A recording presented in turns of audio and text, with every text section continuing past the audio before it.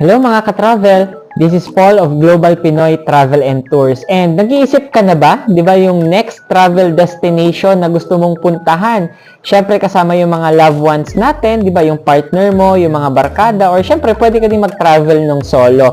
So ito guys, papakita ko sa inyo dito sa screen natin yung mga existing na mga travel packages natin. So meron po tayo dyan local and international na mga destination. So, kagandahan dyan, you can choose, baka meron kang nagustuhan po, di ba, na mga lugar na matagal mo nang gustong puntahan, you can check out, ito pong mga poster ng mga tour packages na ipapakita ko po dito.